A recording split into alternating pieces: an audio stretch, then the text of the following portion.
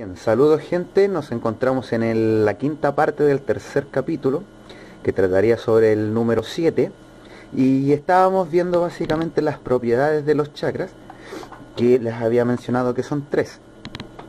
Vamos a recapitular esto. La primera sería que las de abajo solo van hacia adentro y los tres chakras de arriba van hacia adentro y hacia afuera. También tenemos la otra propiedad en que estos de acá son colectivos. Esto significa que dependen de un agente externo para poder manifestarse y por eso tienen una retroalimentación, y los de acá funcionan desde el individualismo, solo hacia adentro. Si bien los miedos los compartimos con los demás, son propios, al igual que los sagrados o los desagrados también son propios, y el ego, que sería... El ego es básicamente un mecanismo de defensa y vendría a ser como un amigote grandote, musculoso, medio tonto, que insiste en pelear nuestras batallas. En realidad ve todo como una batalla, como que todo fuera conflicto, y eso evita que veamos lo desfavorable que hacemos contra las demás personas. Solo vemos la parte que nos conviene a nosotros. Y vendría la tercera propiedad, que divide a los chakras de esta forma. Los de este lado tendrían una propiedad de tú, se refieren a algo que está fuera de nosotros. El de acá se refiere a un nosotros y este dice un yo. Entonces la comunicación, por ejemplo, es yo con tú, el entendimiento es de yo en relación al todo. El séptimo, que tiene que ver con la forma en la que nos conectamos con los demás, lo que les comentaba de la forma en la que nos percibimos a nosotros mismos, y como alguien de una ciudad, como de un país, como del continente, como del planeta, del sistema solar, el universo y así sucesivamente, tiene que ver con nosotros. Es la conexión, y esa conexión puede ser entre la personalidad mortal y el ser, o el ser y lo que está afuera. Acá el miedo es mío, el miedo siempre va a ser mío, pero comparado con los miedos que tienen los demás. Los agrados también, me agrada, me desagrada, es una cosa mía, pero también tiene que ver con que hay algo más afuera. Y de nuevo volvemos al ego, que sería la relación. Muchas veces hay personas que funcionan desde un nosotros contra mí, todos contra mí. El ego genera esa ceguera. Aquí se forma un símbolo bastante simpático, que lo van a ver seguido quizás por ahí, que es este símbolo. Las curvas representan lo femenino siempre, y las líneas representan lo masculino, lo lógico, lo intuitivo. Lo lógico, se podría decir que en la lógica voy desde a B, de B a C, de C para llegar a D, por ejemplo. Entonces este movimiento sería vectorial, siempre tiene una línea recta, tiene un camino a seguir. La intuición es diferente porque es un barrido, es una especie de expansión, es una espiral que va para afuera. Y claro, hay también un masculino negativo, que sería yendo hacia adentro, como también hay un femenino negativo yendo hacia afuera, o sea, hacia adentro también. La intuición es básicamente cargar la intención, la voluntad con una intención. Por ejemplo, lanzar una pregunta al aire y dejar la mente vacía, dejar la mente en silencio, y nuestra intención se expande y comienza a tomar información desde nuestra propia alma, o si se llega más lejos también toma información de allá y la trae de vuelta, pero esa información llega desordenada, y por eso se necesita la lógica y la intuición para lograr un raciocinio. Por ejemplo, el método científico nos meten en la cabeza de que es ultramente lógico que es una forma infalible que usa la ciencia para encontrar respuestas, pero realmente la hipótesis surge de la imaginación del cientista, por lo que la hipótesis es parte de la intuición. Luego viene la teoría, que sería la parte lógica de cómo justifico yo en idioma científico, en ecuaciones, cómo justifico yo la hipótesis.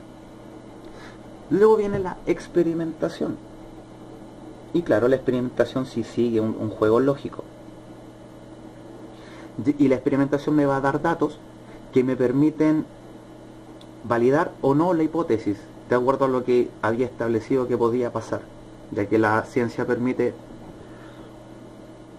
estipular qué es lo que podría llegar a pasar, y si llega a pasar la teoría es correcta. Y nos quedaría la conclusión. Y uno diría que la conclusión es lógica, pero no. La conclusión siempre se va a ver supeditada a los prejuicios del científico. Por ejemplo, por lo que corresponde al lado de la intuición. El científico intuye que podría ser esta la conclusión o no.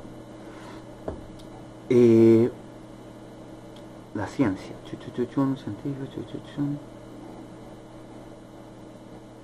Bien, por ejemplo nos pasa con esto de lo que llaman la doble rejilla. Cuando hay observador, las partículas, los electrones se comportan como partículas, y cuando no lo hay se comportan como ondas. Y los científicos desarrollaron todo un área de la ciencia que llaman cuántica para justificar que el observador no tiene nada que ver con este proceso. Pero en realidad sí sucede así. Tenemos, por ejemplo,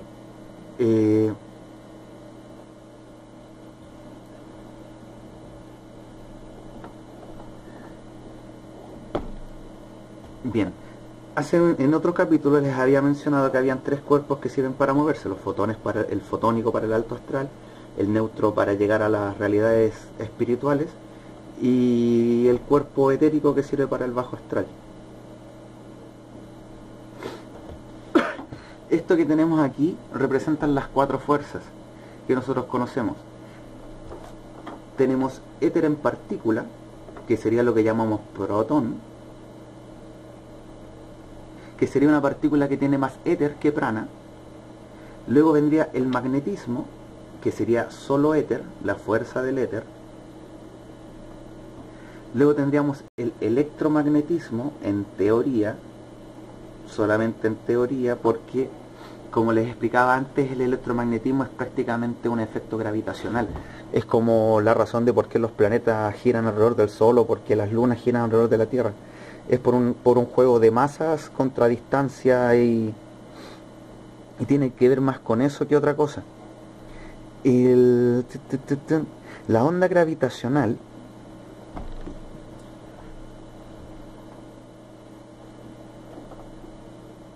que predijo Einstein y murió sin haberlo comprobado, y hace unos años atrás se logró comprobar, se podría decir que esto es éter en partícula, el protón. El magnetismo sería éter en onda.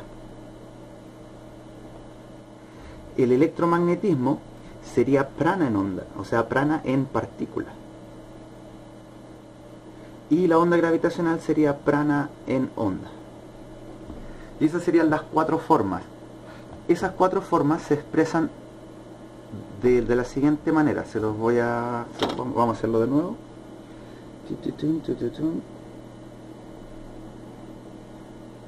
5, 6, 7, 1, 2, 3 y el 4.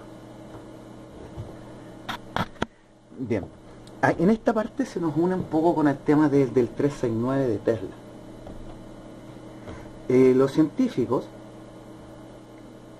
han descubierto que hay un flujo de información donde el 9 sería el campo que sostiene todo el asunto. Tendríamos un 6 para acá y un menos 3, y aquí un menos 6 y aquí un más 3. Este juego de 6-3 significaría que en este lado hay 2 veces prana por 1 de éter. Y eso es lo que permite que los sistemas entrópicos duren tanto tiempo, porque la pérdida de energía es mínima. Del otro lado sucede lo contrario. Tenemos una parte de prana por 2 de éter. Entonces sucede que en el otro lado, en las realidades de antimateria, todo tiende a separarse, y por eso necesitan alimentarse de energía negativa, necesitan más éter para poder cohesionarse y mantenerse siendo algo fijo. Este jueguito sería prana en onda, éter en partícula, éter en onda, prana en partícula, prana en onda, éter en partícula, éter en onda y prana en partícula. Y esto es lo que los científicos llaman el efecto mariposa, que esto obedece a cuatro cifras del intercambio de la información, que todo pasa a través de los neutrones o protones dependiendo. Esto tendría que ver con el misterio que es la revolución fotónica, ya que todavía los científicos no entienden cómo un fotón puede chocar con un átomo y traer información desde el átomo, llevándose, o sea, lo que entenderíamos como el color, el color que percibimos. El fotón choca en algo, rebota y nos llega la información de ese color, porque algo tomó el fotón del átomo. Y esto sería más o menos así. Tendríamos la banda de electrones,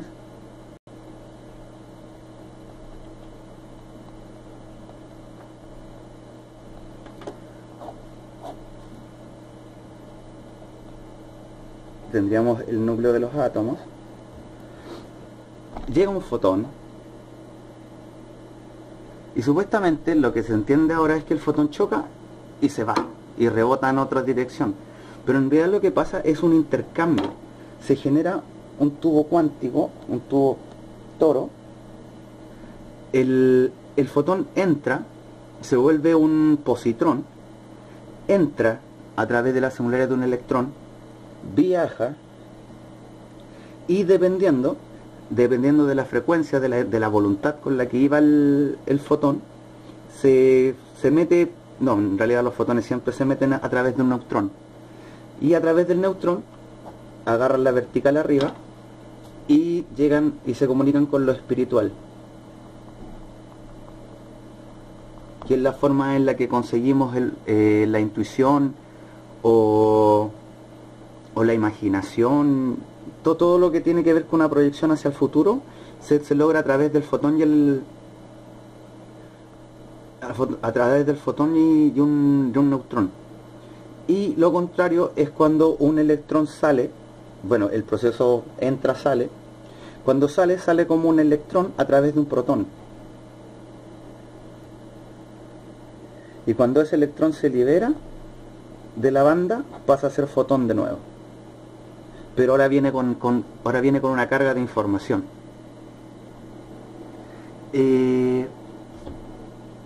Volvamos al tema del 7 y los chakras. Bien, partiríamos con el yo soy, que es el cuarto chakra, del que deriva el yo estoy o yo existo, que tiene una relación muy simpática en el verbo to be en inglés, que es ser y estar al mismo tiempo.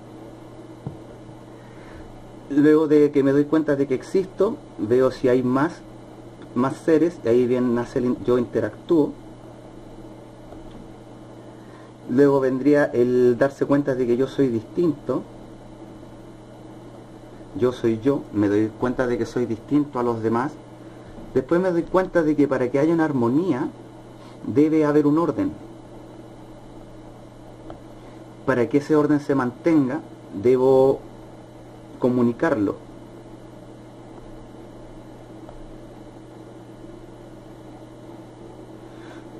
En el proceso de comunicar, nos vamos dando cuenta de que no siempre vamos a poder llegar a todos al mismo tiempo. Hay distintos mecanismos de poder llegar a cada persona. Entonces surge el yo entiendo.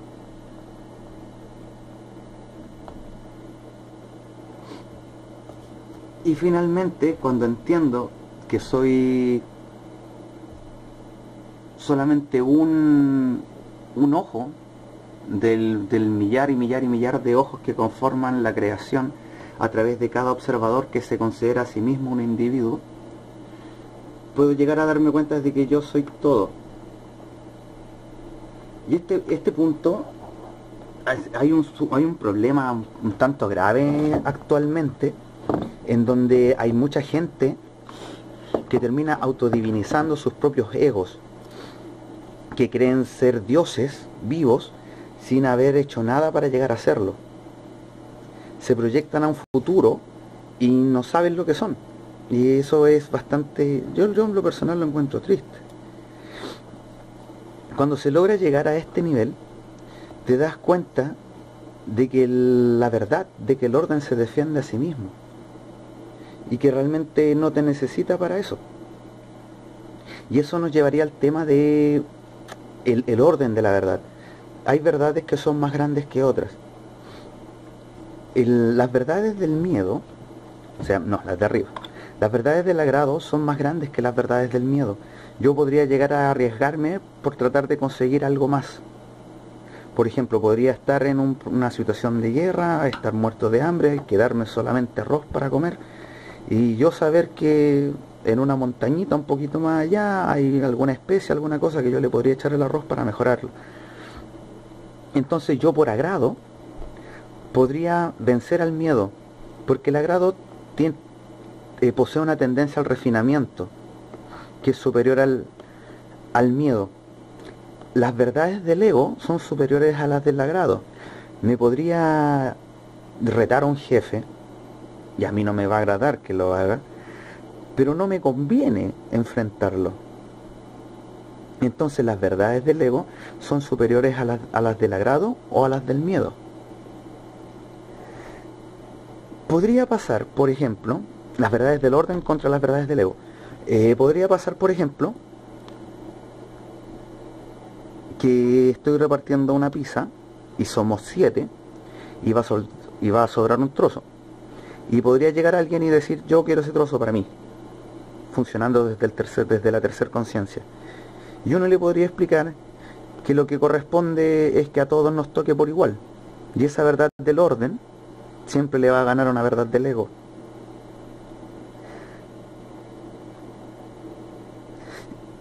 Entre las verdades de la comunicación y del orden pasa algo simpático porque es muy cercano al proceso en el que estamos ahora. Podríamos decir que este es la era de Piscis, no, este es Piscis y este es Acuario. La era de Piscis, representado por dos pececitos que nadan hacia adentro,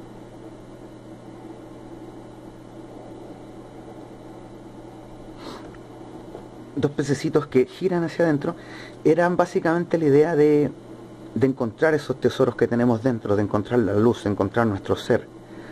Pero muchos se han atascado en eso y ahora nos toca la era de Acuario, que está representada por el niño del cántaro, y eso significa que todos esos tesoros que encontramos adentro hay que regalárselos al mundo.